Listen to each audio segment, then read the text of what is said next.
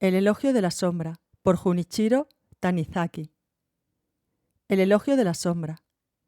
Un amante de la arquitectura que quiera construirse en la actualidad una casa en el más puro estilo japonés tendrá que prepararse a sufrir numerosos sinsabores con la instalación de la electricidad, el gas y el agua.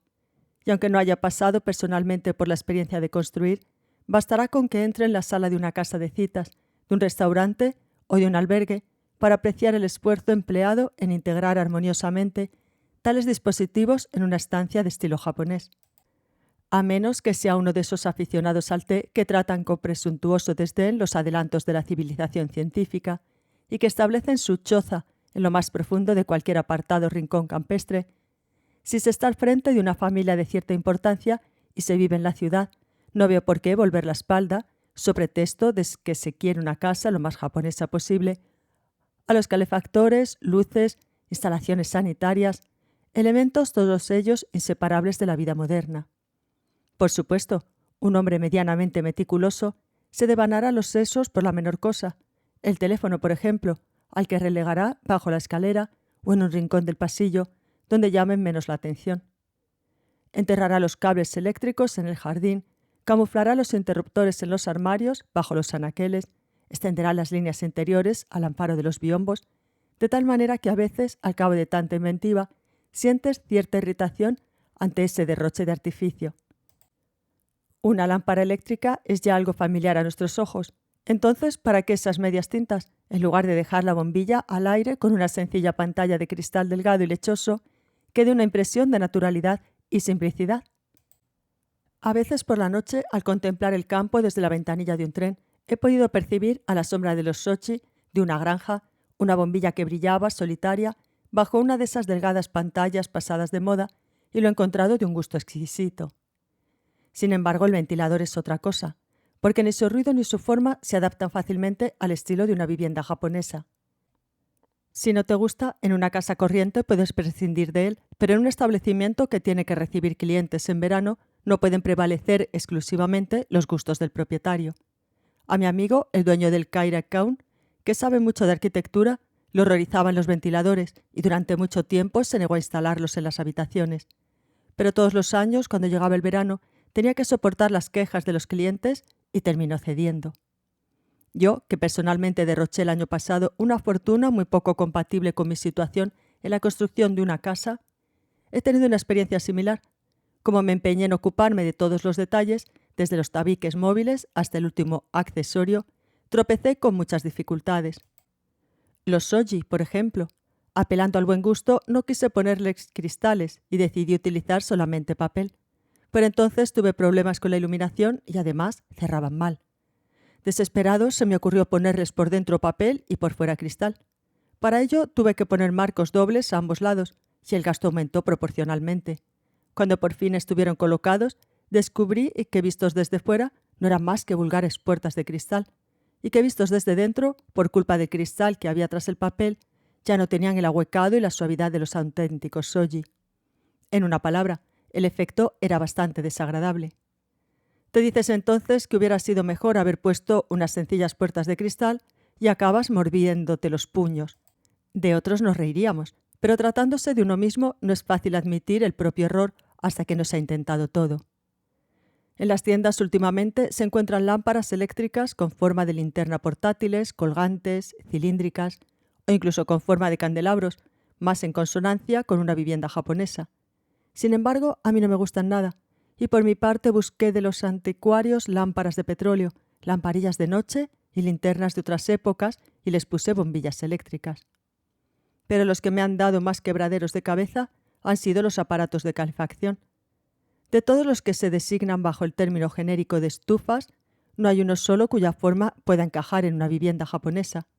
La estufa de gas emite además un zumbido continuo, y a menos que se haya previsto algún sistema de ventilación, produce inmediatamente dolor de cabeza.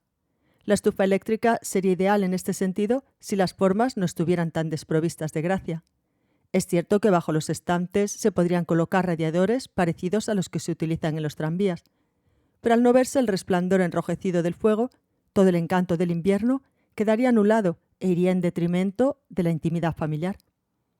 Después de múltiples reflexiones, mandé construir un gran hogar central, como los que hay en las casas de los campesinos, y ahí coloqué una estufa eléctrica. Este dispositivo me permite a un tiempo mantener caliente el agua para el té y la habitación, y dejando de lado el elevado costo de la operación, desde un punto de vista estético, es más bien un éxito.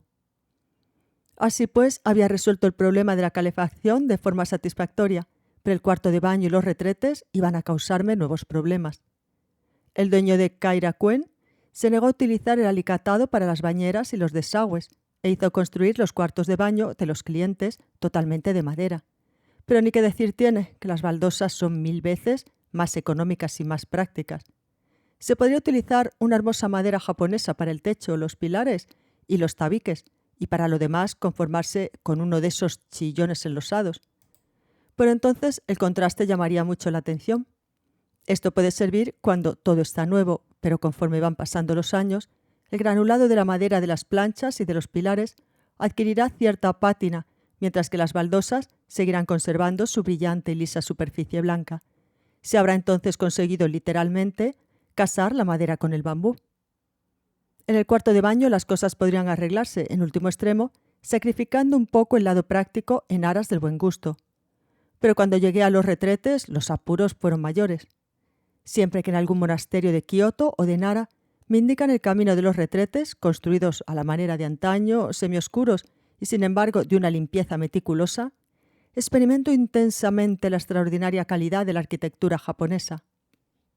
Un pabellón de té es un lugar encantador, lo admito, pero lo que sí está verdaderamente concebido para la paz del espíritu son los retretes de estilo japonés. Siempre apartados del edificio principal, están emplazados al abrigo de un bosquecillo de donde nos llega un olor a verdor y a musgo.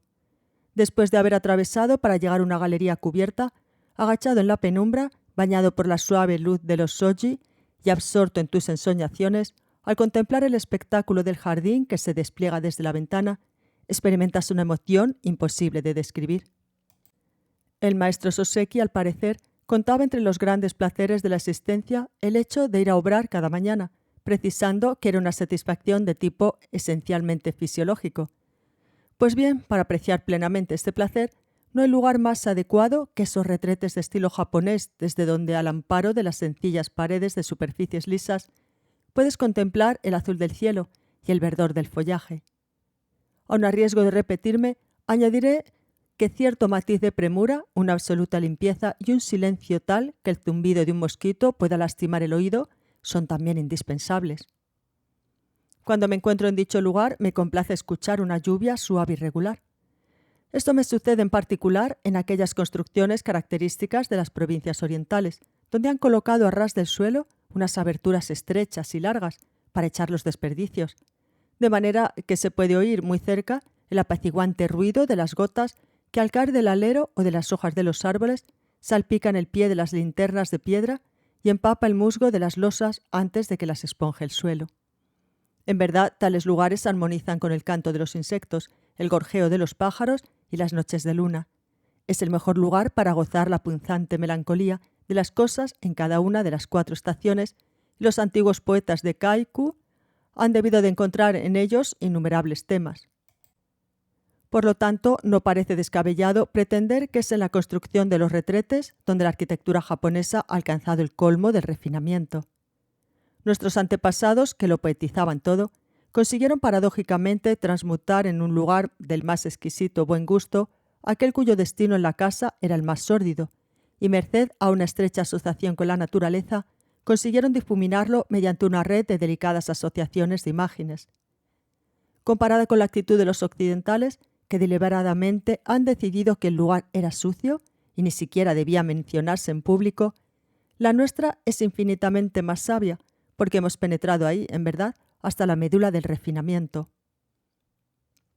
Los inconvenientes, si hay que encontrar alguno, serían su alejamiento y la consiguiente incomodidad cuando hay que desplazarse hasta ahí en plena noche, además del peligro en invierno de resfriarse. No obstante, si para repetir lo que dijo Saito Kyoku, el refinamiento es frío, el hecho de que en esos lugares reine un frío igual al que reina al aire libre sería un atractivo suplementario. Me desagrada soberanamente que en los cuartos de baño de estilo occidental de los hoteles lleguen incluso a poner calefacción central. Para un amante del estilo arquitectónico del pabellón de té, los retretes de estilo japonés representan ciertamente un ideal y resultan totalmente adecuados para un monasterio cuyos edificios son vastos en relación con el número de quienes lo habitan y donde nunca falta mano de obra para la limpieza. En cambio, en una casa corriente no es fácil mantenerlo limpio. Por muy vigilante que estés y por muy puntualmente que pases la bayeta, en un suelo de madera o cubierto de esteras, las manchas acaban finalmente por saltar a la vista. He aquí por qué, un buen día, decides poner baldosas, instalar una taza con cisterna, pertrechos sin duda, mucho más higiénicos y más fáciles de mantener, pero que en cambio ya no tienen la menor relación con el refinamiento o el sentido de la naturaleza. Colocado bajo una luz cruda, entre 4 paredes más bien blancas, se perderá toda gana de entregarse a la famosa satisfacción de tipo fisiológico del maestro Soseki. Bien, es verdad que toda esa blancura es de una limpieza más que evidente, pero la cuestión está en saber si realmente hace falta prestar tanta atención a un lugar destinado a recoger los desechos de nuestro cuerpo. Del mismo modo que sería totalmente inadecuado que la joven más bella del mundo, aunque su piel fuera de nácar, exhibiera en público sus nalgas y muslos. Sería también una total falta de educación iluminar ese lugar de forma tan escandalosa. Basta con que la parte visible esté impecable para que se tenga una opinión favorable de la que no se ve. Es infinitamente preferible, en un lugar como ese, velar todo con una difusa penumbra y dejar que apenas se vislumbre el límite entre lo que está limpio y lo que está algo menos. Por todas estas razones, cuando me mandé construir mi propia casa, opté por el equipo sanitario, pero me opuse al enlosado e hice poner un suelo de madera de alcanfor. Intentaba de esta manera recuperar algo del estilo japonés, pero el problema estaba en la taza. Me explico. Como todo el mundo sabe, las tazas con cisterna son de porcelana completamente blanca con adornos de metal brillante. Ahora bien, para este tipo de sanitario, ya sea para uso masculino o femenino, prefiero la madera.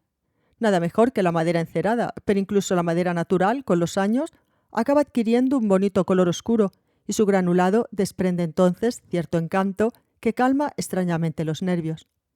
Tengo que precisar que para mí el ideal sería una de esas tazas en flor de enredadera, hechas de madera y llenas de agujas de criptómero muy verdes, lo que sería grato a la vista y además perfectamente silencioso. Sin llegar a permitirme una extravagancia de ese calibre, al menos quise encargarme una taza acorde con mis gustos, incluso adaptando una cisterna. Pero para obtener un objeto tan singular, habrían hecho falta tantas gestiones y dinero que acabé por renunciar.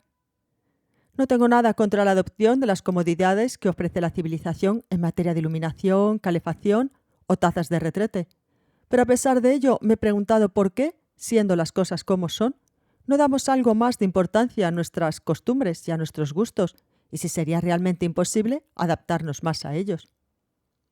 Ahora están de moda las lámparas eléctricas con forma de linterna portátil, lo que demuestra que nos hemos vuelto a aficionar a la suavidad y al calor, que habíamos olvidado durante algún tiempo, característicos de esa sustancia llamada papel. Hemos reconocido que se adapta mejor que el cristal a la casa japonesa, pero el sentimiento de esa necesaria armonía no ha llegado todavía al comercio de las tazas de retrete o de las estufas. En cuanto a la calefacción, estoy convencido, porque lo he probado, de que no hay nada mejor que una estufa eléctrica instalada en el hogar central, pero no he encontrado a nadie que elaborara ese dispositivo, tan sencillo, sin embargo. Existen braseros eléctricos bastante lamentables, pero como medio de calefacción no son mucho mejores que los braseros de carbón. Eso hace que en el comercio solo se encuentren esos calefactores de estilo occidental totalmente inadecuados. Es un lujo, lo admito, insistir, en nombre del buen gusto, en detalles tan triviales de la vida cotidiana. Siempre habrá alguien que me argumente que lo esencial es que podamos defendernos de las diferencias de temperatura y del hambre y que la forma importa poco. En realidad, por mucho que te jactes de tu propia resistencia, los días de nieve son verdaderamente fríos. Y si hay algún medio para paliar ese inconveniente, está fuera de lugar discutir sobre su mayor o menor elegancia. Es pues inevitable que se quiera disfrutar sin reservas de esa nueva comodidad, cosa que concibo muy bien. Sin embargo, si Oriente y Occidente hubieran elaborado cada uno por su lado e independientemente civilizaciones científicas bien diferenciadas, ¿cuáles serían las formas de nuestra sociedad y hasta qué punto serían diferentes de lo que lo son? Este es el tipo de preguntas que me suelo plantear habitualmente.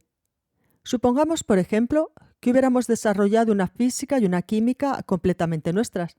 Las técnicas, las industrias basadas en dichas ciencias habrían seguido naturalmente caminos diferentes.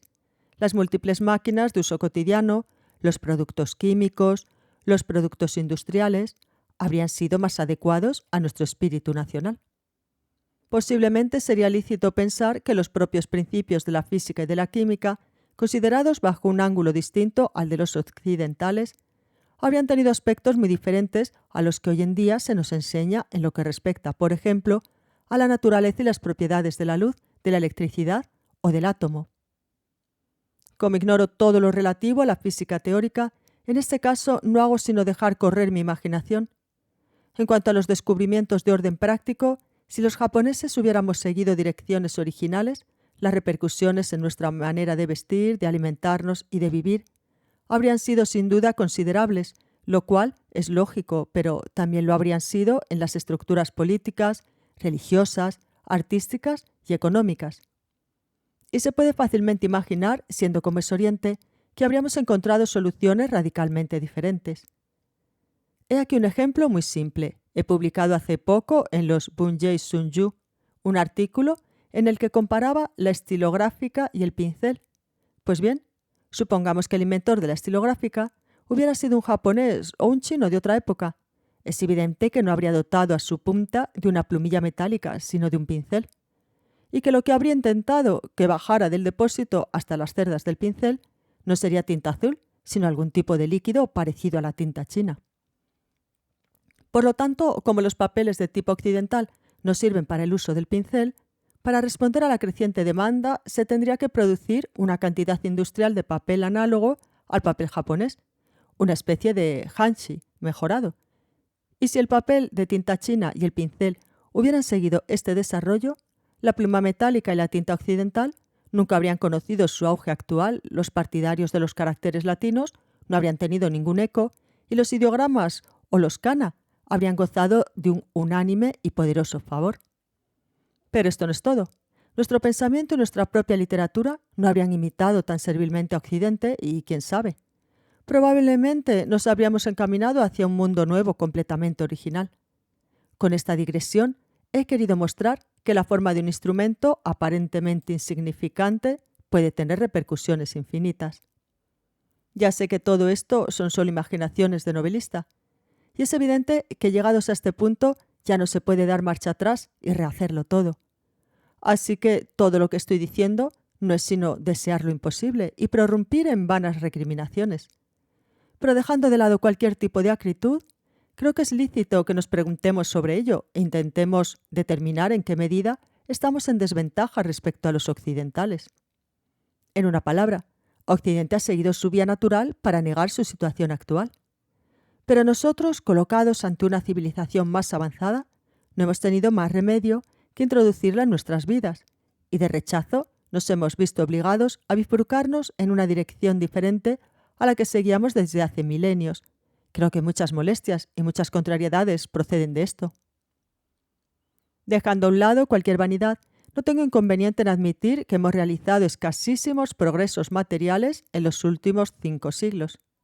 También es verdad que en los campos de China o de la India se pueden descubrir formas de vida que no han cambiado en absoluto desde los tiempos de Buda o de Confucio. Pero sea como fuere, la dirección que habíamos tomado era sin duda la más conforme a nuestra naturaleza. Y a lo mejor mucho más tarde, pero siempre a base de avanzar muy lentamente, nada nos dice que no hubiéramos inventado algún día los instrumentos de una civilización avanzada, el equivalente a nuestros tranvías actuales, nuestros aviones, nuestra radio, los cuales, en vez de ser préstamos ajenos, habrían sido objetos adaptados realmente a nuestras propias necesidades. Veamos, por ejemplo, nuestro cine.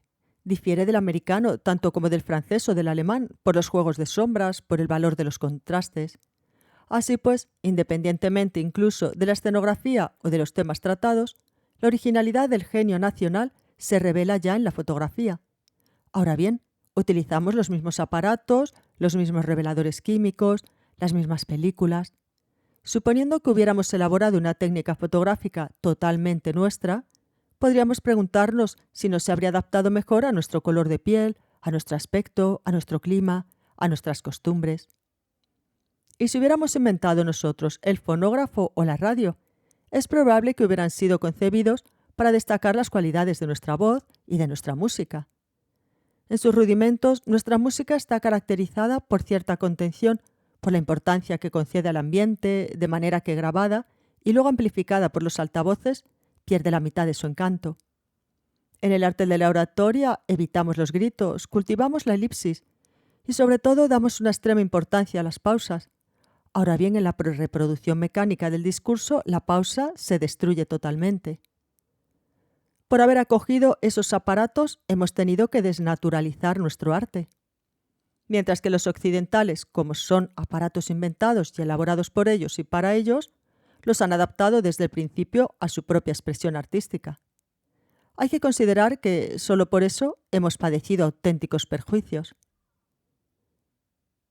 Dicen que el papel es un invento de los chinos. Sin embargo, lo único que nos inspira el papel de Occidente es la impresión de estar ante un material estrictamente utilitario, mientras que solo hay que ver la textura de un papel de China o de Japón para sentir un calorcillo que nos reconforta el corazón. A igual blancura, la de un papel de Occidente difiere por naturaleza de la de un oso o un papel blanco de China. Los rayos luminosos parecen rebotar en la superficie del papel occidental, mientras que la del oso o del papel de China, similar a la terciopelada superficie de la primera nieve, los absorbe blandamente. Además, nuestros papeles, agradables al tacto, se pliegan y arrugan sin ruido. Su contacto es suave y ligeramente húmedo, como el de la hoja de un árbol. De manera más general, la vista de un objeto brillante nos produce cierto malestar. Los occidentales utilizan incluso en la mesa utensilios de plata, de acero, de níquel, que pulen hasta sacarles brillo, mientras que a nosotros nos horroriza todo lo que resplandece de esa manera. Nosotros también utilizamos servidores, copas, frascos de plata, pero no se nos ocurre pulirlos como hacen ellos. Al contrario, nos gusta ver cómo se va oscureciendo su superficie y cómo con el tiempo se ennegrecen del todo. No hay casa donde no se haya regañado a alguna sirvienta despistada por haber bruñido los utensilios de plata recubiertos de una valiosa pátina. Recientemente se ha extendido la costumbre de emplear estaño para la cocina china y es muy probable que los chinos aprecien la propiedad que tiene ese metal de adquirir pátina. Cuando está nuevo recuerda al aluminio y la impresión que produce no tiene nada de agradable. Los chinos nunca lo habrían adoptado si no envejeciera bien y no acabara por adquirir así cierta elegancia. Además, se pueden grabar poemas que con la superficie ennegrecida por el estaño forman un conjunto perfecto. En una palabra, en manos de los chinos, ese metal ligero, vulgar y chillón se ha convertido en un material denso y de buena ley, de reflejos profundos como una cerámica. Los chinos también aprecian esa piedra llamada jade. ¿Acaso no es preciso ser extremo oriental como nosotros para encontrar atractivos esos bloques de piedra extrañamente turbios que atesoran en lo más recóndito de su masa unos fulgores fugaces y perezosos, como si se hubiese coagulado en ellos un aire varias veces centenario? ¿Qué es lo que nos atrae en esa piedra que no tiene ni el colorido del rubí o de la esmeralda, ni el brillo del diamante? Lo ignoro, pero ante esa turbia superficie siento que esta piedra es específicamente china, como si su cenagoso espesor estuviese formado de aluviones depositados lentamente desde el pasado lejano de la civilización china. Y tengo que reconocer que no me sorprende la predilección de los chinos por esos colores y sustancias. En lo que se refiere al cristal de roca, en estos últimos tiempos se han importado grandes cantidades de Chile, pero comparado con el cristal de Japón, el de Chile peca de un exceso de pureza y de limpidez. El cristal que se encuentra desde siempre en la provincia de Kai, cuya transparencia se ve turbada por ligeras nubes, produce por ello mismo la impresión de tener mayor densidad. Sin embargo, el que nos produce un placer aún mayor es el cristal con vetas, el que encierra en su masa parcelas de materia opaca. Incluso el vidrio, ese vidrio de Kanryu, por ejemplo, que habían obtenido los chinos, no está más cerca de los jades o de las ágatas que de los cristales de Occidente. Los orientales conocían desde hace mucho tiempo los secretos de la fabricación del cristal, pero nunca se desarrolló tanto como en Europa. En cambio, la cerámica ha hecho entre nosotros progresos muy considerables, lo que sin duda está también relacionado con nuestro genio nacional. No es que tengamos ninguna prevención a priori contra todo lo que reluce, pero siempre hemos preferido los reflejos profundos, algo velados, el brillo superficial y gélido. Es decir, tanto en las piedras naturales como en las materias artificiales, ese brillo ligeramente alterado que evoca irresistiblemente los efectos del tiempo. Efectos del tiempo, eso suena bien, pero en realidad es el brillo producido por la suciedad de las manos. Los chinos tienen una palabra para ello, el lustre de la mano. Los japoneses dicen el desgaste. El contacto de las manos durante un largo uso, su roce, aplicado siempre en los mismos lugares, produce con el tiempo una impregnación grasienta. En otras palabras, ese lustre es la suciedad de las manos. Esto explica que el aforismo que reza «el refinamiento es frío» se le haya podido añadir «y algo sucio». Sea como fuere, es innegable que en el buen gusto del que alardeamos entran elementos de una limpieza algo dudosa y de una higiene discutible. Contrariamente a los occidentales que se esfuerzan por eliminar radicalmente todo lo que sea suciedad, los extremo orientales la conservan valiosamente y tal cual, para convertirla en un ingrediente de lo bello. Es un pretexto que dirán ustedes, y lo admito, pero no es menos cierto que nos gustan los colores y el lustre de un objeto manchado de grasa, de hollín, o por efecto de la intemperie, o que parece estarlo, y que vivir en un edificio o entre utensilios que posean esa cualidad, curiosamente nos apacigua el corazón y nos tranquiliza los nervios. En este sentido, siempre he pensado que cuando el paciente es japonés, las paredes de una habitación de hospital, las ropas médicas, los instrumentos quirúrgicos, no deberían tener ese brillo metálico o esa blancura uniforme, sino unos tonos más oscuros y suaves. Si se cuidara al enfermo en una habitación de estilo japonés, de paredes enlucidas, tendido sobre esteras, sentiría menos aprensión. Si detestamos ir al dentista, en parte es debido a la repulsión que nos inspira el ruido del torno al taladrar el diente, pero también a nuestro horror ante la profusión de instrumentos de cristal o de metal brillante. En una época en la que fui víctima de una fuerte depresión nerviosa, solo con oír hablar de cierto dentista recién llegado de América, que estaba muy orgulloso de su instalación ultramoderna, se me ponía la carne de gallina. En cambio, no me importa acudir a un dentista que, como todavía puede verse en las ciudades japonesas, había instalado una consulta algo vieja en una antigua casa de estilo japonés. Es cierto que sería algo molesto que los instrumentos quirúrgicos estuvieran empañados con el tiempo, pero es probable que, de haberse constituido en Japón la medicina moderna, se habrían imaginado instalaciones instrumentales más en consonancia con la casa japonesa. Este es otro ejemplo de los inconvenientes que tiene para nosotros el uso de objetos prestados.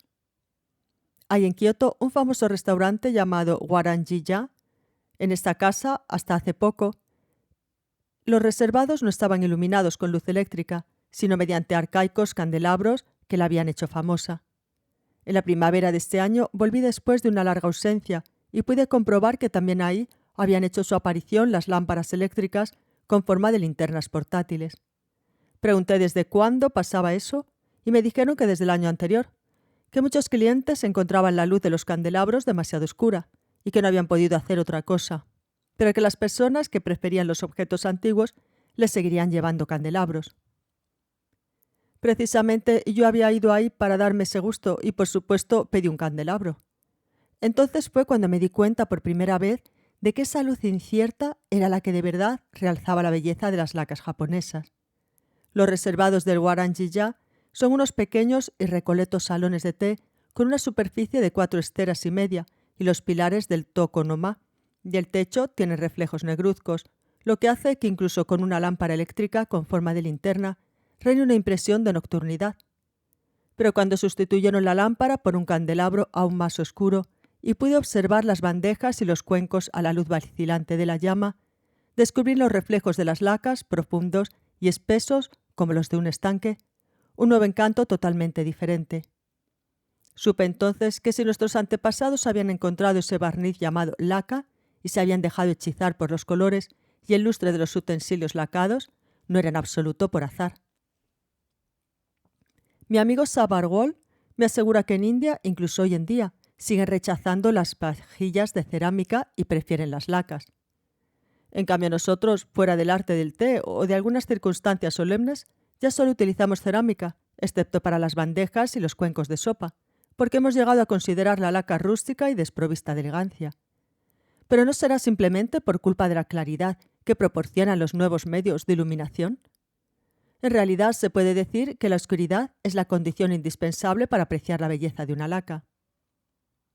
En la actualidad también se fabrican lacas blancas, pero de siempre la superficie de las lacas ha sido negra, marrón o roja, colores estos que constituían una estratificación de no sé cuántas capas de oscuridad, que hacían pensar en alguna materialización de las tinieblas que nos rodeaban. Un cofre, una bandeja de mesa baja, un anaquel de laca decorados con oro molido, pueden parecer llamativos, chillones, incluso vulgares. Pero hagamos el siguiente experimento. Dejemos el espacio que los rodea en una completa oscuridad. Luego sustituyamos la luz solar o eléctrica por la luz de una única lámpara de aceite o de una vela, y veremos inmediatamente que esos llamativos objetos cobran profundidad, sobriedad y densidad. Cuando los artesanos de antes recubrían con laca esos objetos, cuando trazaban sobre ellos dibujos de oro molido, forzosamente tenían en mente la imagen de alguna habitación tenebrosa y el efecto que pretendían estaba pensado para una iluminación rala. Si utilizaban dorados con profusión, se puede presumir que tenían en cuenta la forma en que destacarían en la oscuridad ambiente y la medida en que reflejarían la luz de las lámparas. Porque una laca decorada con oro molido no está hecha para ser vista de una sola vez en un lugar iluminado, sino para ser adivinada en algún lugar oscuro, en medio de una luz difusa que por instantes va revelando uno u otro detalle, de tal manera que la mayor parte de su suntuoso decorado, constantemente oculto en la sombra, suscita resonancias inexpresables. Además, cuando está colocada en algún lugar oscuro, la brillantez de su radiante superficie refleja la agitación de la llama de la luminaria, desvelando así la menor corriente de aire que atraviese de vez en cuando la más tranquila habitación e incita discretamente al hombre a la ensoñación. Si no estuviesen los objetos de laca en un espacio umbrío, ese mundo de sueños de incierta claridad que segregan las velas o las lámparas de aceite, ese latido de la noche que son los parpadeos de la llama, perderían seguramente buena parte de su fascinación. Los rayos de luz, como delgados hilos de agua que corren sobre las esteras para formar una superficie estancada, son captados uno aquí, otro allá, y luego se propagan tenues, inciertos y centelleantes, tejiendo sobre la trama de la noche un damasco hecho con dibujos dorados. Una vajilla de cerámica no es nada desdeñable, es cierto, pero a las cerámicas les faltan las cualidades de sombra y profundidad de las lacas. Son pesadas y frías al tacto, permeables al calor, no sirven para los alimentos calientes. Además, el menor golpe les saca un ruido seco, mientras que las lacas, ligeras y suaves al tacto, no lastiman el oído. Cuando sostengo en el hueco de mi mano un cuenco de sopa, nada me resulta más agradable que la sensación de pesadez líquida, de vívida tibieza que experimenta mi palma. Es una impresión análoga a la que produce al tacto la carne elástica de un recién nacido. Todas estas son buenas razones para explicar por qué se sigue sirviendo hoy en día la sopa en un cuenco de laca, pues un recipiente de cerámica está muy lejos de dar satisfacciones comparables. Y sobre todo porque, en cuanto levantas la tapa, el líquido encerrado en cerámica te revela inmediatamente su cuerpo y su color. En cambio, desde que destapas un cuenco de laca hasta que te lo llevas a la boca, experimentas el placer de contemplar en sus profundidades oscuras un líquido cuyo color apenas se distingue del color del continente y que se estanca, silencioso, en el fondo. Imposible discernir la naturaleza de lo que hay en las tinieblas del cuenco, pero tu mano percibe una lenta oscilación fluida, una ligera exudación que cubre los bordes del cuenco y que dice que hay un vapor, y el perfume que exhala dicho vapor ofrece un sutil anticipo del sabor del líquido antes de que te llene la boca. Qué placer ese instante, qué diferente del que experimentas ante una sopa presentada en un plato plano y blancuzco de estilo occidental. No resulta muy exagerado afirmar que es un placer de naturaleza mística con un ligero saborcillo zen. Siempre que oigo el ruido semejante al canto de un insecto lejano, ese silbido ligero que perfora el oído, emitido por el cuenco de sopa que tengo ante mí, y saboreo por anticipado y en secreto el perfume del brebaje, me encuentro transportado al terreno del éxtasis. Se dice que los amantes del té, al oír el ruido del agua hirviendo, que a ellos les evoca el viento en los pinos, experimentan un arrebato parecido tal vez al que yo siento. Se ha dicho que la cocina japonesa no se come, sino que se mira.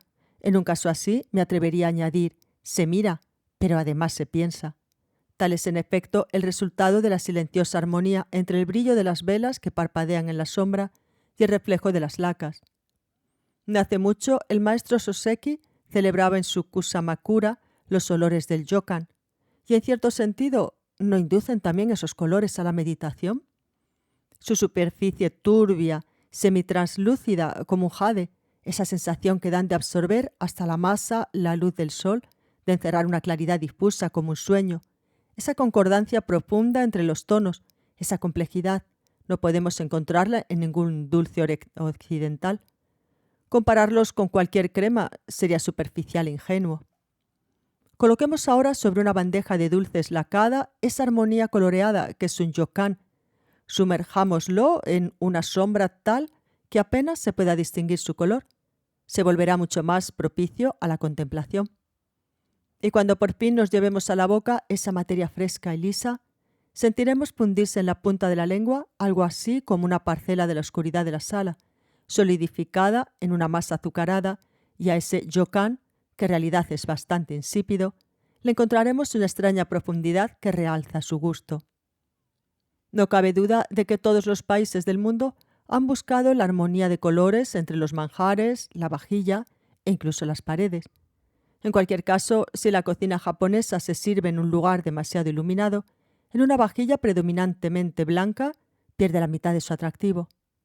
Observemos, por ejemplo, el color de la sopa roja de miso que consumimos todas las mañanas y comprenderemos fácilmente que haya sido inventada en las sombrías casas de antaño. Un día en que me habían invitado a una reunión de té, me ofrecieron miso, y al ver a la luz difusa de las velas aquella sopa cenagosa, color de arcilla, que siempre había tomado sin prestar atención, estancada en el fondo del cuenco de laca negra, descubrí de repente que tiene una profundidad real y un tono de lo más apetitoso. También el soyu, esa salsa viscosa y reluciente, sobre todo si se usa esa variedad espesa que se llama tamari, como se hace en la región de Kioto para condimentar el pescado crudo, las legumbres confitadas o hervidas ganan mucho visto en la sombra y forma con la oscuridad una armonía perfecta. Por otra parte, el miso blanco, el tofu, el kamaboko, la harina de patata, los pescados blancos, en fin, todos los alimentos blancos no pueden quedar realzados si se ilumina su entorno. Para empezar, el arroz, solo con verlo presentado en una caja de laca negra y brillante, colocada en un rincón oscuro, se satisface nuestro sentido estético y a la vez estimula nuestro apetito. No hay ningún japonés que al ver ese arroz inmaculado, cocido en su punto, amontonado en una caja negra, que en cuanto se levanta la tapa emite un cálido vapor y en el que cada grano brilla como una perla, no capte su insustituible generosidad. Llegado a este punto, se da uno cuenta de que nuestra cocina armoniza con la sombra, de que entre ella y la oscuridad existen lazos indestructibles. Soy totalmente profano en materia de arquitectura, pero he oído decir que en las catedrales góticas de Occidente la belleza residía en la altura de los tejados y en la audacia de las agujas que penetran en el cielo. Por el contrario, en los monumentos religiosos de nuestro país, los edificios quedan aplastados bajo las enormes tejas cimeras y su estructura desaparece por completo en la sombra profunda y vasta que proyectan los aleros. Visto desde fuera, y esto no solo es válido para los templos, sino también para los palacios y las residencias del común de los mortales, lo que primero llama la atención es el inmenso tejado, ya esté cubierto de tejas o de cañas, y la densa sombra que reina bajo el alero.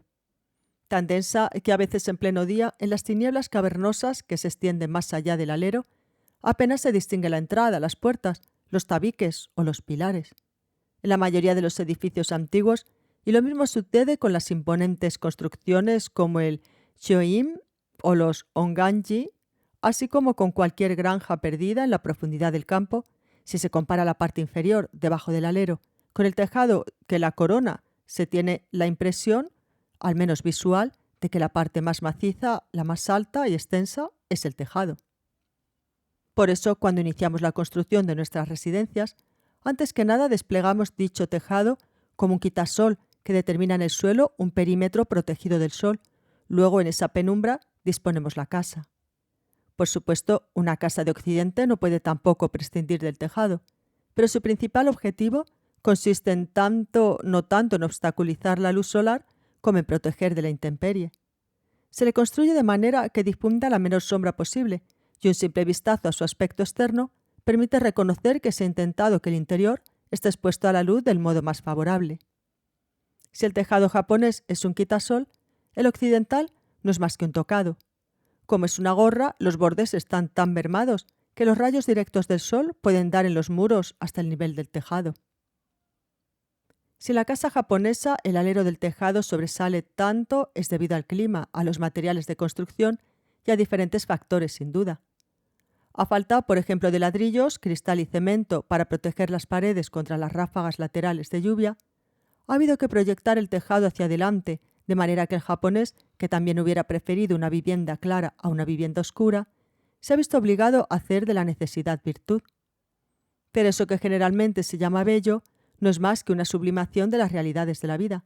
Y así fue como nuestros antepasados, obligados a residir, lo quisieran o no, en viviendas oscuras, descubrieron un día lo bello en el seno de la sombra y no tardaron en utilizar la sombra para obtener efectos estéticos.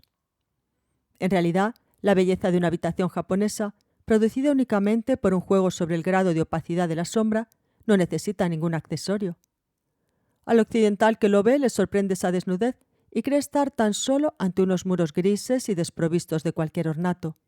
Interpretación totalmente legítima desde su punto de vista, pero que demuestra que no ha captado en absoluto el enigma de la sombra. Pero nosotros, no contentos con ello, proyectamos un amplio alero en el exterior de esas estancias, donde los rayos de sol entran ya con mucha dificultad. Construimos una galería cubierta para alejar aún más la luz solar. Y por último, en el interior de la habitación, los shoji no dejan entrar más que un reflejo tamizado de la luz que proyecta el jardín. Ahora bien, precisamente esa luz indirecta y difusa es el elemento esencial de la belleza de nuestras residencias. Y para que esta luz gastada, atenuada, precaria, impregne totalmente las paredes de la vivienda, pintamos a propósito con colores neutros esas paredes enlucidas. Aunque se utilizan pinturas brillantes para las cámaras de seguridad, las cocinas o los pasillos, las paredes de las habitaciones casi siempre se enlucen y muy pocas veces son brillantes. Porque si brillaran, se desvanecerían todo el encanto sutil y discreto de esa escasa luz. A nosotros nos gusta esa claridad tenue, hecha de luz exterior y de apariencia incierta, atrapada en la superficie de las paredes de color crepuscular y que conserva apenas un último resto de vida. Para nosotros, esa claridad sobre una pared, o más bien esa penumbra, vale por todos los adornos del mundo y su visión no nos cansa jamás. En estas condiciones, es evidente que las paredes enlucidas deben ser recubiertas de un color uniforme para no perturbar esa claridad. Aunque el color de fondo puede variar ligeramente de una habitación a otra, la diferencia en todo caso solo puede ser ínfima. No será una diferencia de tinte, sino más bien una variación de intensidad, poco más que un cambio de humor en la persona que mira. De este modo, gracias a una imperceptible diferencia en el color de las paredes, la sombra de cada habitación se distingue por un matiz de tono. Tenemos por último en nuestras salas de estar ese hueco llamado tokonoma, que adornamos con un cuadro o con un adorno floral, pero la función esencial de dicho cuadro o de esas flores no es decorativa en sí misma, pues más bien se trata de añadir a la sombra una dimensión en el sentido de la profundidad. En la propia elección de la pintura que colocamos ahí, lo primero que buscamos es su armonía con las paredes del tokonoma, lo que llamamos un toko-utsuri. Por el mismo motivo, concedemos a su montaje una importancia similar a la del valor gráfico del caligrama o del dibujo, porque un toko-utsuri no armónico quitaría todo interés a la obra maestra más indiscutible. En cambio, puede suceder que una caligrafía o una pintura sin ningún valor en sí misma, colgada en el tokonoma de un salón, esté en perfecta armonía con la habitación y que esta última y la propia obra queden por ello revalorizadas. ¿Pero en qué, se preguntan ustedes, consiste esta armonía cuando se trata de una obra que es en sí misma insignificante? reside habitualmente en el aspecto antiguo del papel, el color de la tinta o de las resquebrajaduras del armazón. Se establece entonces un equilibrio entre ese aspecto antiguo y la oscuridad del tokonoma o de la propia habitación. Cuando visitamos los famosos santuarios de Kioto o de Nara, nos suelen mostrar suspendida en el tokonoma de una gran sala al fondo del todo algún cuadro que dicen ser el tesoro del monasterio, pero es imposible distinguir el dibujo en ese hueco, generalmente tenebroso incluso en pleno día. Por lo tanto, no nos queda más remedio, mientras escuchamos las explicaciones del guía, que intentar adivinar los trazos de una tinta evanescente e imaginar que ahí, sin duda, hay una obra espléndida. A pesar de ello, se sabe muy bien que existe una armonía absoluta entre esa vieja pintura marchita y el oscuro tokonoma, que en definitiva no importa que su dibujo esté difuminado y que por el contrario esa imprecisión es de lo más adecuada. En un caso como este, el cuadro no es en suma más que una superficie modestamente destinada a recoger una luz débil e indecisa, cuya función es absolutamente la misma que la de una pared enlucida. Por eso, al elegir una pintura, damos tanta importancia a la edad y a la pátina, porque una nueva pintura, aun hecha con tinta diluida o con colores pálidos, si no nos damos cuenta, puede destruir la sombra del tokonoma. Si comparáramos una habitación japonesa con un dibujo a tinta china, los shoji corresponderían a la parte en donde la tinta está más diluida y el tokonoma al lugar en que está más concentrada. Cada vez que veo un tokonoma, esa obra maestra del refinamiento, me maravilla comprobar hasta qué punto los japoneses han sabido dilucidar los misterios de la sombra y con cuánto ingenio han sabido utilizar los juegos de sombra y luz. Y todo eso sin buscar particularmente ningún efecto determinado. En una palabra, sin más medios que la simple madera y las paredes desnudas, se ha dispuesto un espacio recoleto donde los rayos luminosos que consiguen penetrar hasta allí engendran aquí y allá recovecos vagamente oscuros. Sin embargo, al contemplar las tinieblas ocultas tras la viga superior, en torno a un jarrón de flores, bajo un anaquel, y aun sabiendo que solo son sombras insignificantes, experimentamos el sentimiento de que el aire en esos lugares encierra una espesura de silencio, que en esa oscuridad reina una serenidad eternamente inalterable. En definitiva, cuando los occidentales hablan de los misterios de Oriente, es muy posible que con ello se refieran a esa calma algo inquietante que genera la sombra cuando posee esta cualidad. Yo mismo, cuando era niño, si aventuraba una mirada al fondo del tokonoma de un salón o de una biblioteca a donde nunca llega la luz del sol, no podía evitar una indefinible aprensión, un estremecimiento. Entonces, ¿dónde reside la clave del misterio? Pues bien, voy a traicionar el secreto. Mirándolo bien, no es sino la magia de la sombra. Expulsad esa sombra producida por todos esos recovecos y el tokonoma enseguida recuperará su realidad trivial de espacio vacío y desnudo. Porque ahí es donde nuestros antepasados han demostrado ser geniales. A ese universo de sombras que ha sido deliberadamente creado delimitando un nuevo espacio rigurosamente vacío, han sabido conferirle una cualidad estética superior a la de cualquier fresco o decorado. En apariencia ahí no hay más que puro artificio, pero en realidad las cosas son mucho menos simples.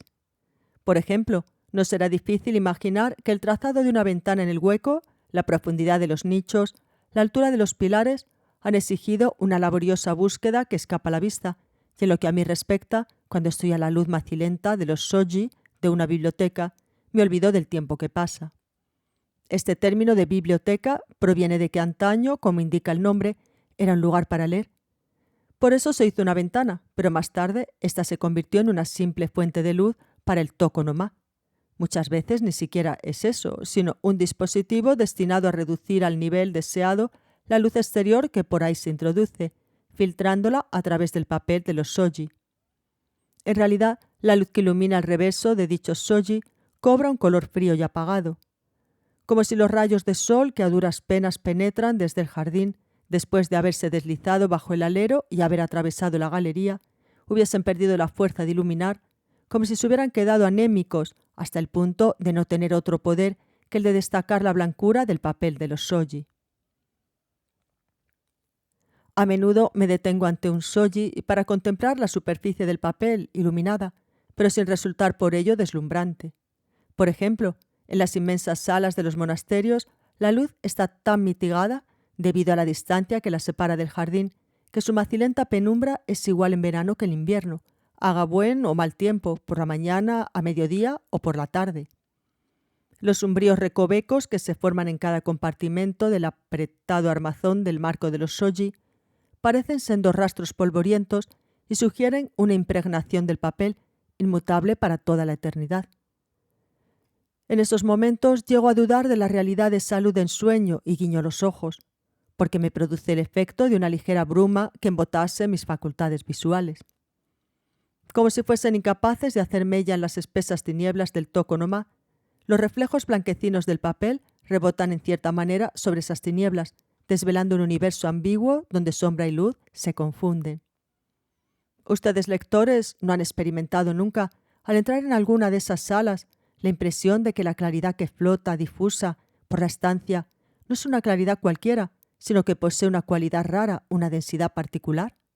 Nunca han experimentado esa especie de aprensión que se sienta ante la eternidad, como si al permanecer en ese espacio perdieras la noción del tiempo, como si los años pasaran sin darte cuenta, hasta el punto de creer que cuando salgas te habrás convertido de repente en un viejo canoso.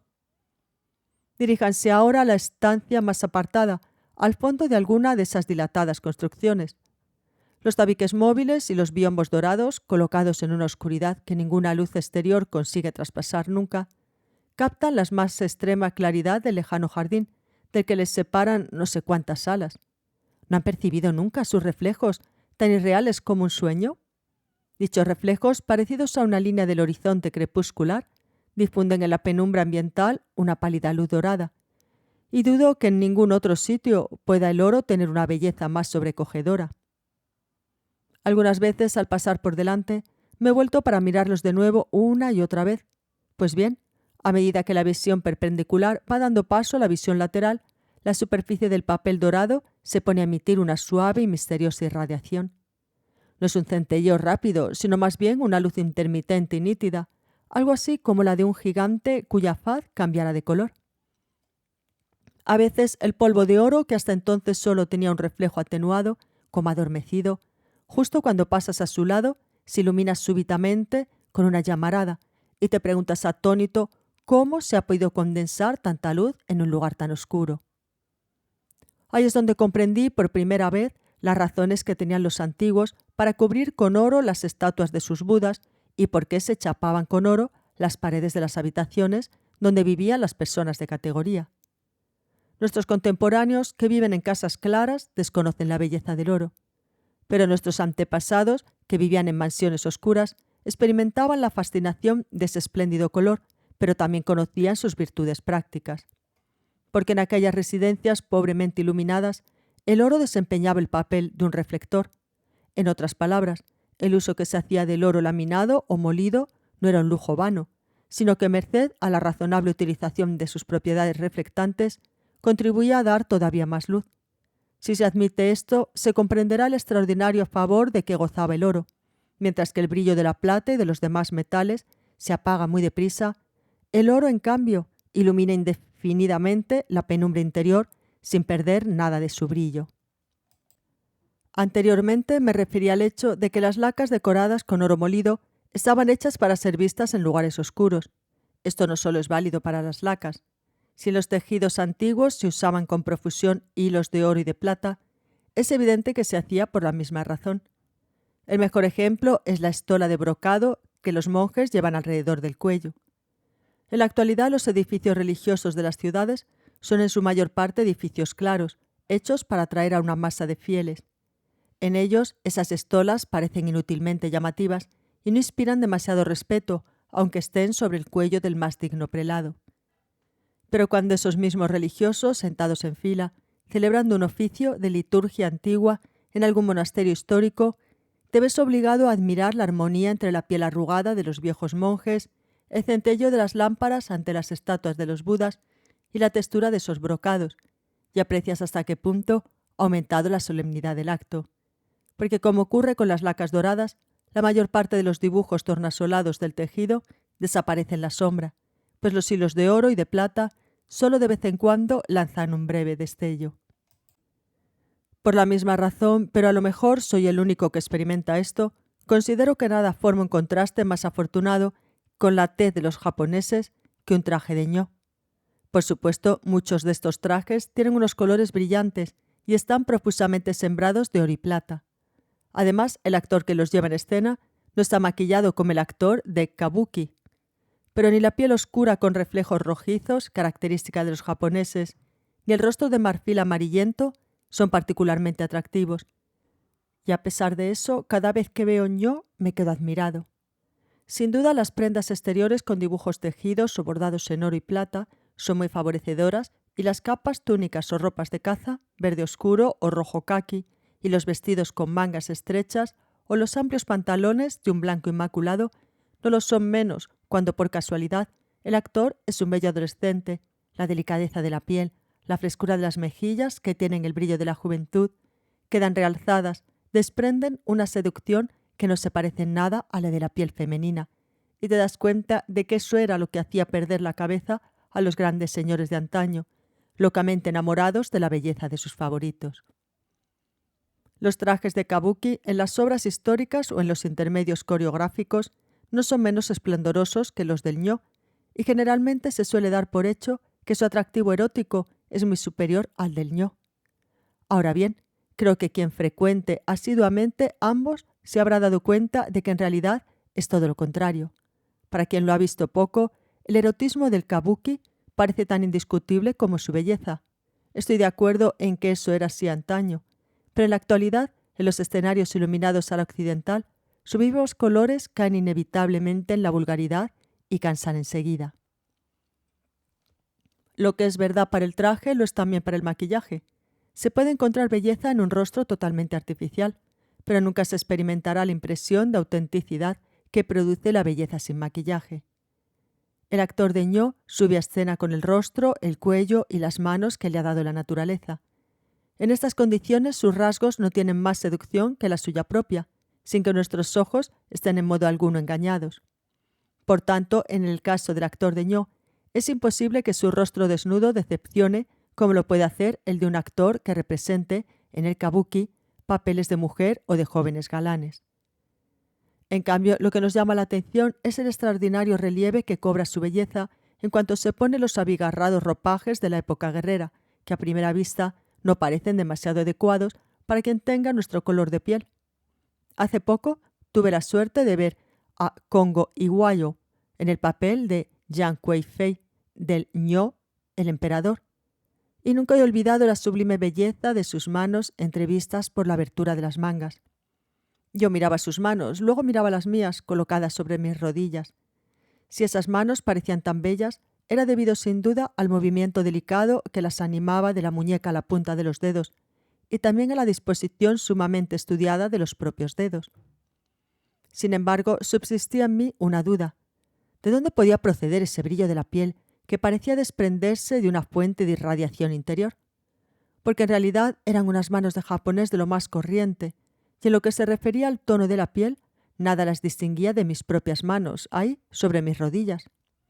2, 3 veces comparé con las mías las manos de Kongo en escena ante mí, pero por mucho que las comparara, aquellas manos me seguían pareciendo iguales.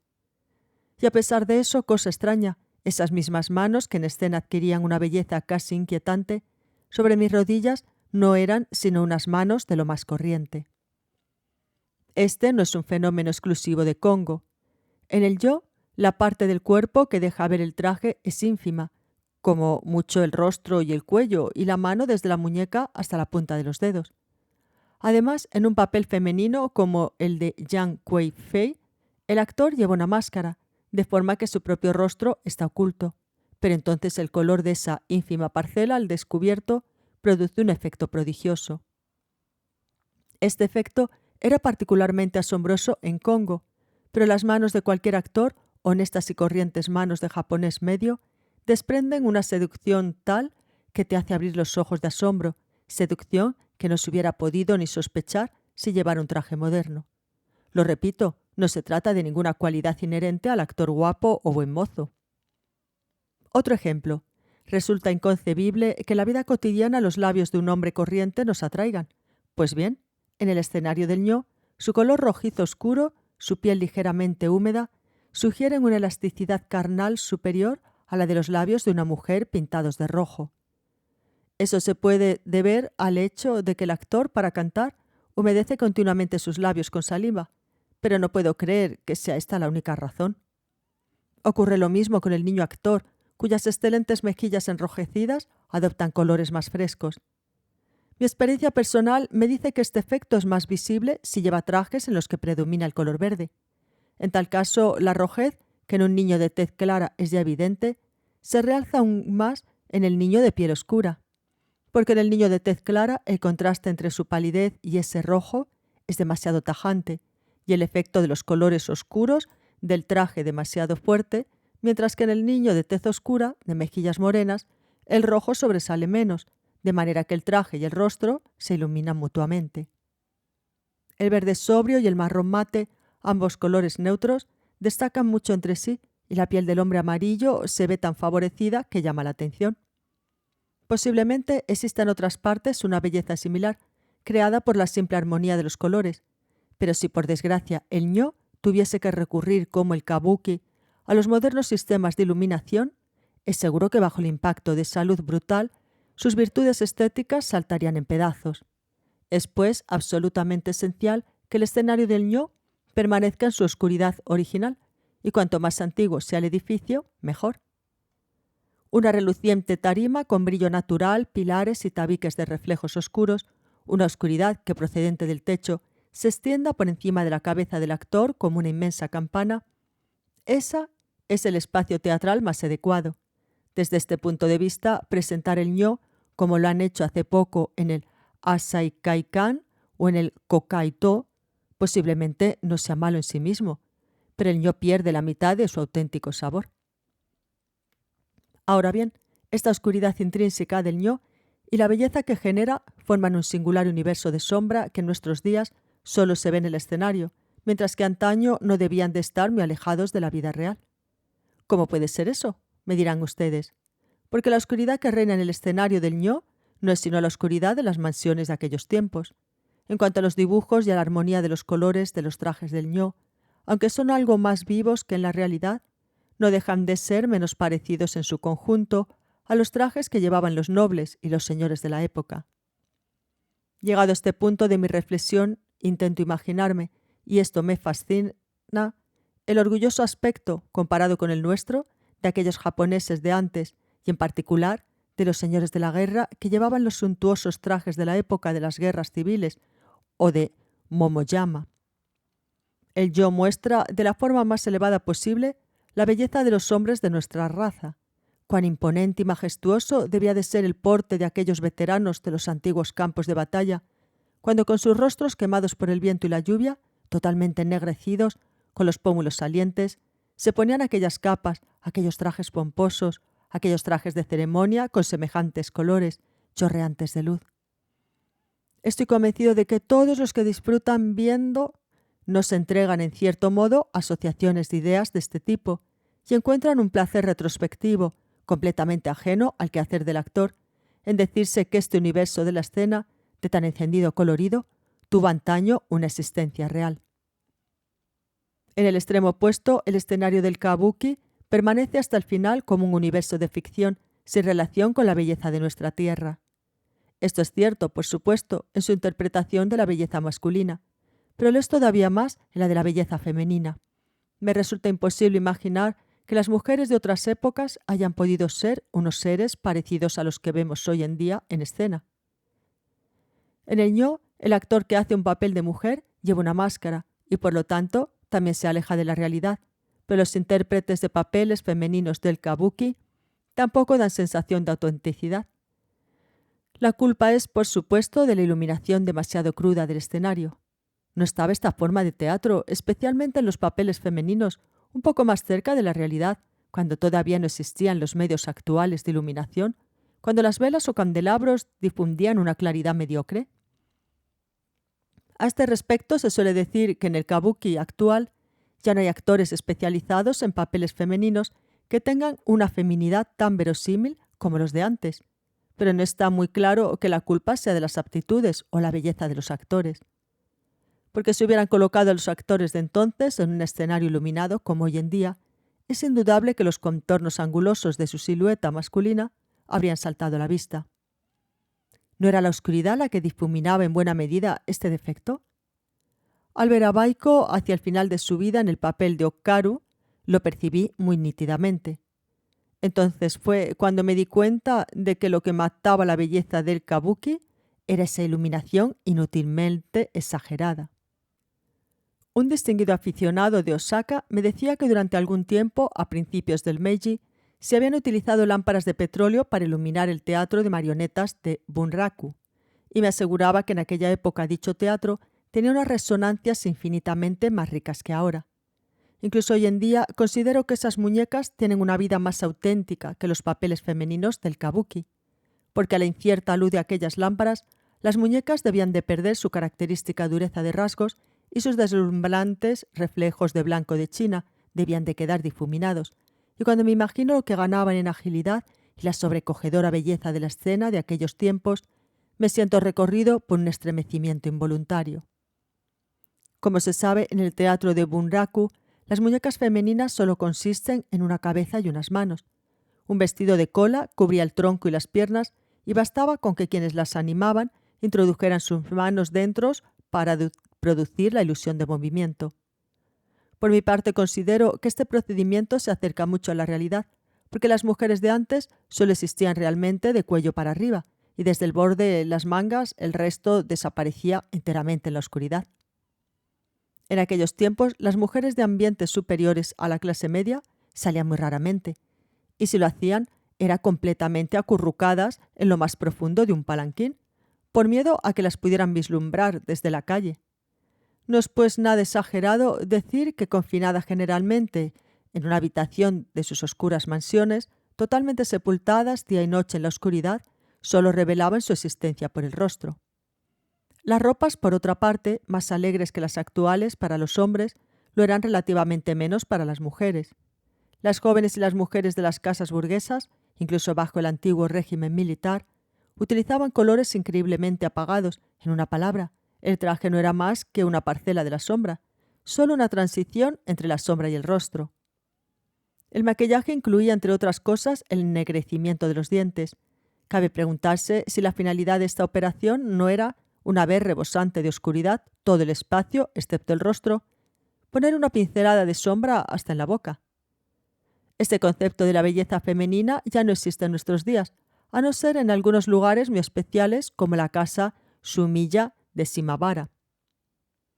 Sin embargo, me resulta posible representarme aproximadamente a las mujeres de antes al recordar la silueta de mi madre cosiendo, cuando yo era niño, al fondo de nuestra casa de Nyobashi, a la rara luz procedente del jardín.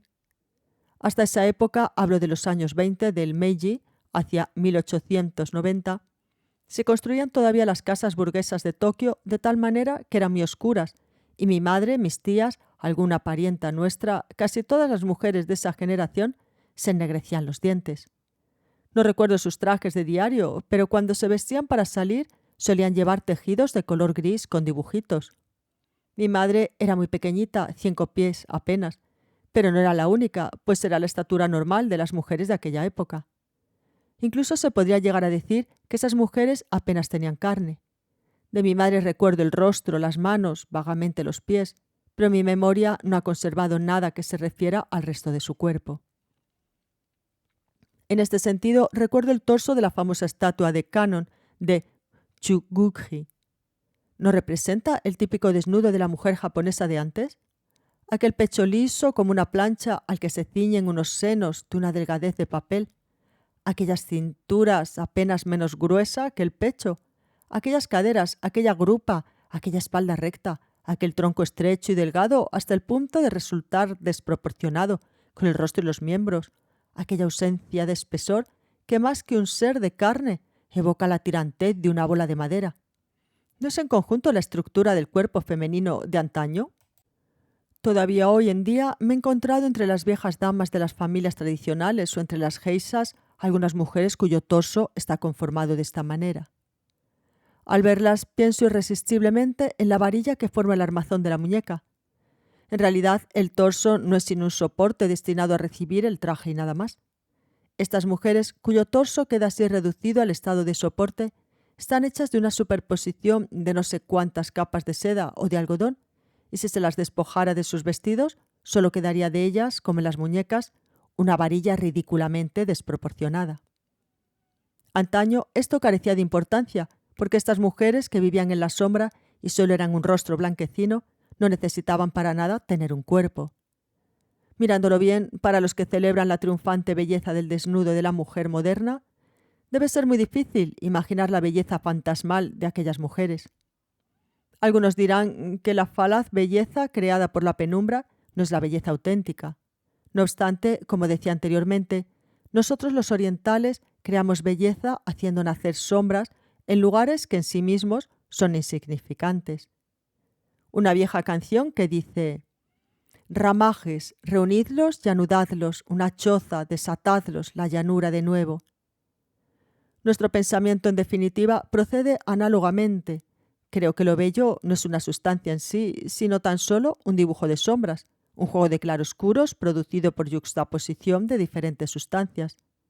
Así como una piedra fosforescente, colocada en la oscuridad, emite una radiación y expuesta a plena luz pierde toda su fascinación de joya preciosa, de igual manera la belleza pierde su existencia si se le suprimen los efectos de la sombra.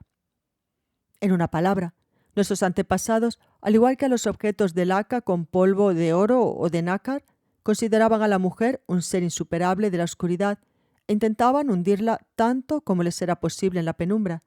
De ahí aquellas mangas largas, aquellas larguísimas colas que velaban las manos y los pies, de tal manera que las únicas partes visibles, la cabeza y el cuello, adquirían un relieve sobrecogedor. En verdad que comparado con el de las mujeres de Occidente, su torso, desproporcionado y liso, podía parecer feo. Pero en realidad olvidamos aquello que nos resulta invisible. Consideramos que lo que no se ve no existe. Quien se obstinara en ver esa fealdad solo conseguiría destruir la belleza, como ocurría si se enfocara con una lámpara de 100 bombillas un toconoma de algún pabellón de té. Pero ¿por qué esta tendencia a buscar lo bello en lo oscuro solo se manifiesta con tanta fuerza entre los orientales? Hasta hace no mucho tampoco en Occidente conocían la electricidad, el gas o el petróleo, pero que yo sepa, nunca han experimentado la tentación de disfrutar con la sombra. Desde siempre los espectros japoneses han carecido de pies. Los espectros de Occidente tienen pies, pero en cambio todo su cuerpo al parecer es traslúcido. Aunque solo sea por estos detalles, resulta evidente que nuestra propia imaginación se mueve entre tinieblas negras como la laca, mientras que los occidentales atribuyen incluso a sus espectros la limpidez del cristal. Los colores que a nosotros nos gustan para los objetos de uso diario son estratificaciones de sombra. Los colores que ellos prefieren condensan en sí todos los rayos del sol. Nosotros apreciamos la pátina sobre la plata y el cobre. Ellos la consideran sucia y antihigiénica y no están contentos hasta que el metal brilla a fuerza de frotarlo. En sus viviendas evitan cuanto pueden los recovecos y blanquean techo y paredes. Incluso cuando diseñan sus jardines, donde nosotros colocaríamos bosquecillos umbríos, ellos despliegan amplias extensiones de césped. ¿Cuál puede ser el origen de una diferencia tan radical en los gustos? Mirándolo bien, como los orientales intentamos adaptarnos a los límites que nos son impuestos, siempre nos hemos conformado con nuestra condición presente. No experimentamos, por lo tanto, ninguna repulsión hacia lo oscuro. Nos resignamos a ello como algo inevitable. Que la luz es pobre, pues que lo sea. Es más, nos hundimos con deleite en las tinieblas y les encontramos una belleza muy particular. En cambio, los occidentales, siempre al acecho del progreso, se agitan sin cesar persiguiendo una condición mejor a la actual. Buscan siempre más claridad y se las han arreglado para pasar de la vela a la lámpara de petróleo, del petróleo a la luz de gas, del gas a la luz eléctrica, hasta acabar con el menor resquicio, con el último refugio de la sombra. Puede ocurrir que sea debido a una diferencia de carácter. A pesar de todo, quisiera examinar cuáles pueden ser las repercusiones de la diferencia de color de la piel. Entre nosotros, desde siempre, se ha considerado que una piel blanca era más noble y bella que una piel oscura. ¿Pero en qué se diferencia la blancura de un hombre de raza blanca de nuestra propia blancura? Si comparamos individuos aislados, puede parecer que hay japoneses más blancos que algunos occidentales y occidentales más oscuros que algunos japoneses. Sin embargo, tanto la blancura como la morenez de su piel difieren por su calidad. Permítanme referir mi experiencia. No hace mucho yo vivía en la ciudad alta de Yokohama y asistía frecuentemente a las reuniones de los miembros de la colonia extranjera e iba a los restaurantes y a los bailes a los que ellos iban. Cuando los veía de cerca me parecía que su blancura no era tan blanca, pero de lejos la diferencia entre ellos y los japoneses era evidente. Algunas damas japonesas llevaban trajes de noche tan buenos como los de las extranjeras, y a veces su tez era más clara que la suya. Pero bastaba que una de las japonesas se mezclase a un grupo para que con una simple mirada se la distinguiera desde lejos. Me explico, por muy blanca que sea una japonesa, sobre su blancura hay como un ligero velo. Aunque estas mujeres, para no ir a la zaga de las occidentales, se unten con pintura blanca, espaldas, brazos, axilas, en una palabra, todas las partes del cuerpo expuestas a la vista, no consiguen borrar el pigmento oscuro que subyace en el fondo de su piel. A pesar de todo, se le adivina como se puede adivinar una impureza en el fondo del agua clara vista desde muy arriba. Es una sombra negruzca, como una capa de polvo que se aloja entre los dedos, en el contorno de la nariz, alrededor del cuello, en el hueco de la espalda. En cambio, el fondo de la piel de los occidentales, aunque tengan la tez algo turbia, sigue siendo claro y traslúcido sin que jamás, en ninguna parte del cuerpo, presenten esa sombra sospechosa. Desde la punta del cráneo hasta la de los dedos son de un blanco fresco y sin mezcla.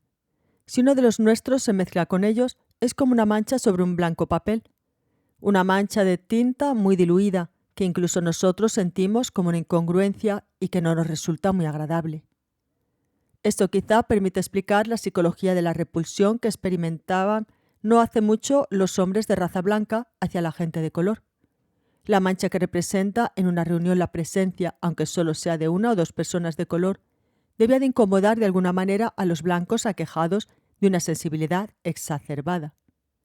No sé cómo están las cosas ahora, pero durante la guerra de secesión, cuando las persecuciones contra los negros llegaron al paroxismo, el odio y el desprecio de los blancos no solo se limitaban a los negros, sino que también se extendía a los mestizos de blancos y mestizos, y así sucesivamente. No paraban hasta que no hubieran localizado el mínimo de rastro de sangre negra en aquellos a los que clasificaban de medias, cuartas, octavas, 16avas, incluso 32avas partes de sangre mezclada. Su ojo experto localiza el menor matiz de color escondido en la piel más blanca, entre personas que a primera vista no se diferenciaban para nada del blanco de pura raza, pero que habían tenido en la segunda o tercera generación un único ascendiente de raza negra. Hechos como estos permiten comprender los motivos profundos de las relaciones que nosotros, los de raza amarilla, hemos entablado con la sombra. Nadie se pone por voluntad propia deliberadamente en una situación que le resulta desfavorable. Es, pues, completamente natural que para vestirnos, alimentarnos y alojarnos prefiramos cosas con colores mitigados y que intentemos hundirnos en un ambiente oscuro. Ciertamente, nada permite creer que nuestros antepasados hayan sido conscientes de ese velo que empañaba su piel, porque ni siquiera conocían la existencia de una raza de hombres más blanco que ellos. Pero no puedo dejar de pensar que sus reacciones espontáneas ante los colores son las que han originado sus gustos. Nuestros antepasados empezaron delimitando en el espacio luminoso un volumen cerrado con el que hicieron un universo de sombra. Luego confinaron a la mujer al fondo de la oscuridad porque estaban convencidos de que no podía haber en el mundo ningún ser humano que tuviera una tez más clara. Si se admite con ellos que la blancura de la piel es la suprema condición de la belleza femenina ideal, hay que reconocer que no podían actuar de otra manera y que era perfectamente lícito que lo hicieran. Contrariamente a los cabellos de los hombres blancos, que son claros, los nuestros son negros. La propia naturaleza nos enseña aquí las leyes de la sombra, leyes que nuestros antepasados obedecían inconscientemente para hacer que mediante un juego de contrastes un rostro amarillo pareciera blanco. He dado ya mi opinión sobre la costumbre de ennegrecer los dientes. Pero las mujeres de antes también se afeitaban las cejas. ¿No era esa otra manera de realzar el brillo de su rostro? pero lo que más me llama la atención es su famoso lápiz de labios azul verdoso con reflejos nacarados. En nuestros días ni siquiera las geishas de Gion lo siguen utilizando, pero de todos modos no podríamos comprender su poder de seducción si no nos representamos el efecto de ese color a la incierta luz de los candelabros. Nuestros antepasados aplastaban deliberadamente los labios rojos de sus mujeres bajo ese emplasto verde negruzco como incrustado de nácar. De esa manera arrancaban todo ardor del rostro más radiante. Piensen en la sonrisa de una joven, a la vacilante luz de una linterna que de vez en cuando hace centellear unos dientes lacados de negro de entre unos labios de un azul irreal de fuego fatuo. ¿Puede uno imaginarse un rostro más blanco? Yo al menos lo veo más blanco que la blancura de cualquier mujer blanca, en ese universo de ilusiones que llevo grabado en mi cerebro. La blancura del hombre blanco es una blancura traslúcida, evidente y trivial, mientras que aquella es una blancura en cierto modo separada del ser humano. Puede que una blancura así definida no tenga ninguna existencia real. Puede que no sea más que un juego engañoso y efímero de sombras y de luz. Lo admito, pero no resulta suficiente porque no nos es dado esperar nada mejor. Quisiera hacer una observación respecto al color de la oscuridad que normalmente rodea una blancura de este tipo. No sé ya cuánto, hace años, llevé a un visitante procedente de Tokio a la casa Yumiya de Shimabara, y allí percibí, solo una vez, cierta oscuridad cuya calidad no pude olvidar. Era una vasta sala que se llamaba, creo, la Sala de los Pinos, destruida posteriormente por un incendio. Las tinieblas que reinaban en aquella habitación inmensa, apenas iluminada por la llama de una única vela, tenían una densidad de una naturaleza muy diferente a las que pueden reinar en un salón pequeño. Cuando entré en la sala, una criada de edad madura, con las cejas afeitadas y los dientes ennegrecidos, estaba arrodillada colocando el candelabro ante un gran biombo. Detrás de ese biombo, que delimitaba un espacio luminoso de 2 esteras aproximadamente, caía como suspendida del techo una profunda oscuridad, densa y de color uniforme, sobre la que rebotaba, como sobre un negro muro, la luz indecisa del candelabro, incapaz de reducir su espesura. ¿Ha visto usted alguna vez, lector, el color de las tinieblas a la luz de una llama? Están hechas de una materia diferente a la de las tinieblas de la noche en un camino. Y si me atrevo a hacer una comparación, parecen estar formadas de corpúsculos como de una ceniza tenue, cuyas parcelas resplandecieran con todos los colores del arco iris.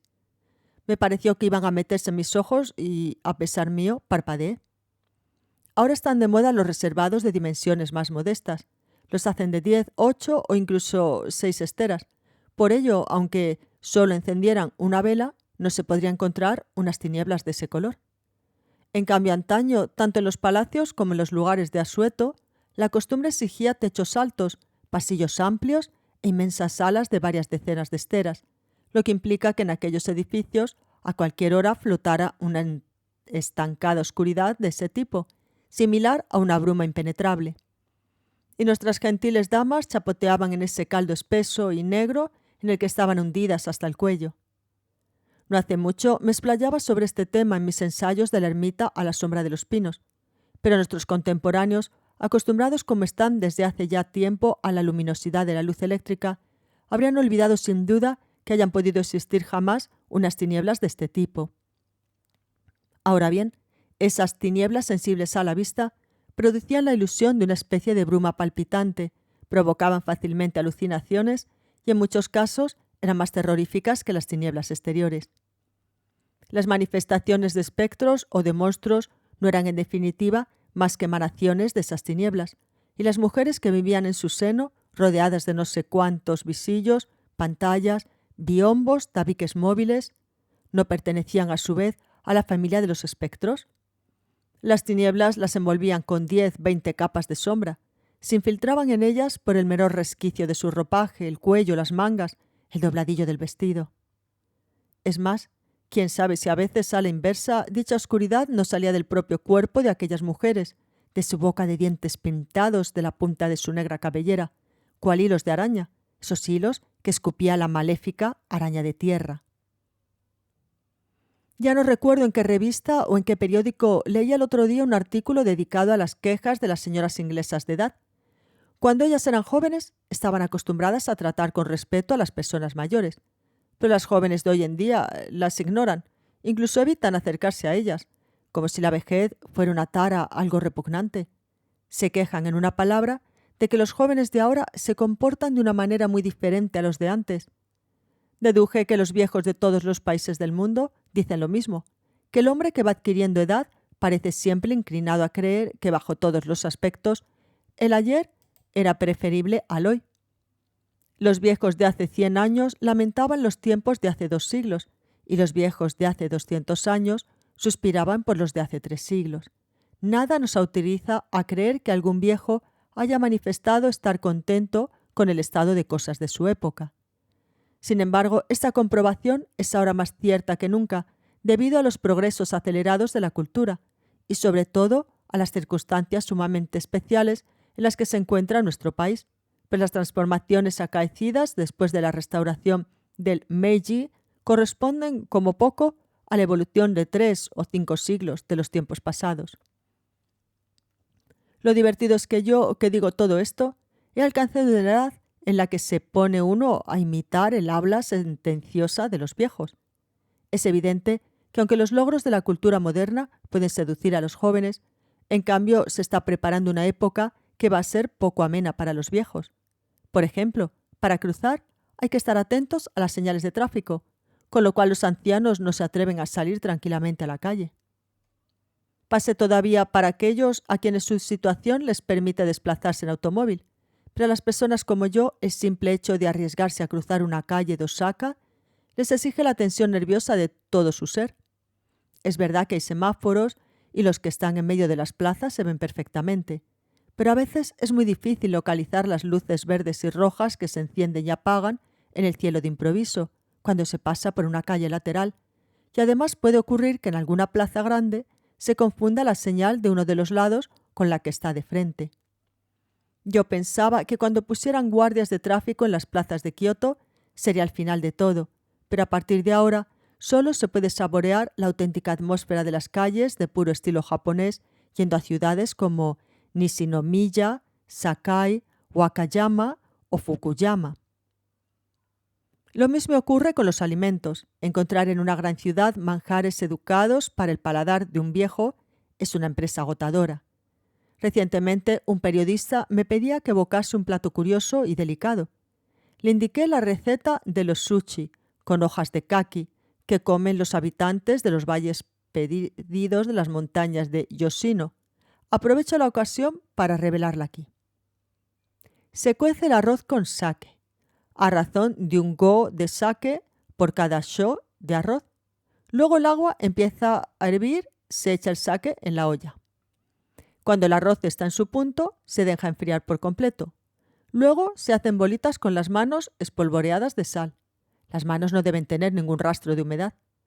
Ahí está el secreto. Solo hay que presionar las bolitas con sal. Luego se corta salmón salado en lonchas finas, se extienden las lonchas sobre las bolitas que se envuelven una a una en las hojas de kaki, con la superficie hacia adentro. Previamente se habrán escurrido con un paño muy seco las hojas y el salmón para quitar cualquier rastro de humedad. Hecho esto, en una cubeta para sushi o en una caja de arroz que se habrá secado meticulosamente por dentro, se disponen las bolitas de forma que no haya entre ellas ningún intersticio.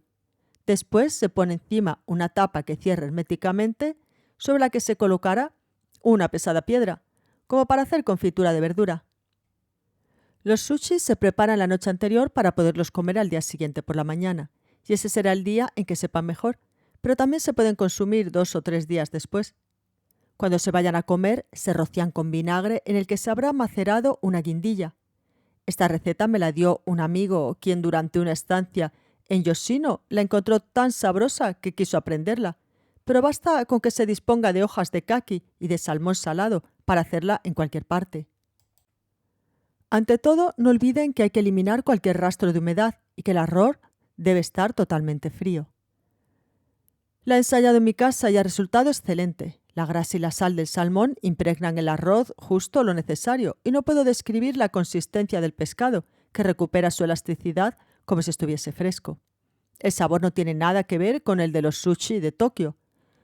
Como me gustaron muchísimo más, no comí otra cosa en todo el verano. Dicho sea de paso, qué maravillosa forma de preparar el salmón salado. Cuánto he admirado el ingenio de esos montañeses, tan desprovistos, sin embargo, de todos los bienes materiales, y sabiendo que existen muchas otras especialidades regionales del mismo tipo que esta, hay que admitir que actualmente el gusto de los aldeanos es infinitamente más acertado que el de los citadinos. Y en cierto sentido, ahí hay un lujo que nosotros ni siquiera podemos ya imaginar. Por eso los viejos renuncian cada vez más a vivir en las grandes ciudades y se retiran al campo. Pero las pequeñas ciudades de provincias, a su vez, se obstinan en adornarse con ramilletes de bombillas y de año en año empiezan a parecerse a Kioto, lo que no me tranquiliza en absoluto. Algunos pretenden que el progreso no puede detenerse y que el día en que todos los transportes se hagan por el aire o bajo tierra, las calles recuperarán su anterior tranquilidad. Pero estemos seguros de que en ese día se habrá inventado algún nuevo instrumento para torturar a los viejos.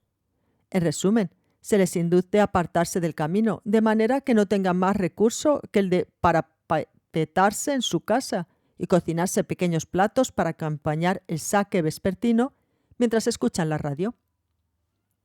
Cosas de viejos, siempre chocheando, pensarán ustedes. Pues bien, no creo que sea exactamente así. Hace poco el cronista de Asahi de Osaka, que firma Tensei Jingo Shi, Voz del Cielo, Palabras Humanas, se metía con los funcionarios del gobierno civil que para construir una carretera hacia el parque de Mino talaban a tontas y a locas los bosques y nivelaban las colinas. Cuando leí aquello sentí confirmadas mis palabras. Destruir hasta la sombra de los sotos al fondo de la montaña es demasiado y además una empresa estúpida. A este ritmo, so pretexto de hacer más accesibles a las multitudes los emplazamientos artísticos ilustres, llegarán progresivamente a convertir las afueras de Nara, Kioto u Osaka en espacios descarnados. Pero basta de recriminaciones. Soy el primero en reconocer que las ventajas de la civilización contemporánea son innumerables y además las palabras no van a cambiar nada. Japón está irreversiblemente encauzada en las vías de la cultura occidental, tanto que no le queda sino avanzar valientemente, dejando caer a aquellos que, como los viejos, son incapaces de seguir adelante. No obstante, como nuestra piel nunca cambiará de color, tendremos que resignarnos a soportar eternamente unos inconvenientes que solo padecemos nosotros. A decir verdad, he escrito esto porque quería plantear la cuestión de saber si existiría alguna vía, por ejemplo, en la literatura o en las artes, con la que se pudieran compensar los desperfectos. En lo que a mí respecta, me gustaría resucitar, al menos en el ámbito de la literatura, ese universo de sombra que estamos disipando. Me gustaría ampliar el alero de ese edificio llamado literatura, oscurecer sus paredes, hundir en la sombra lo que resulta demasiado visible y despojar su interior de cualquier adorno superfluo. No pretendo que haya que hacer lo mismo en todas las casas, pero no estaría mal, creo yo, que quedase aunque solo fuese una de ese tipo. Y para ver cuál puede ser el resultado, voy a apagar mi lámpara eléctrica. Fin.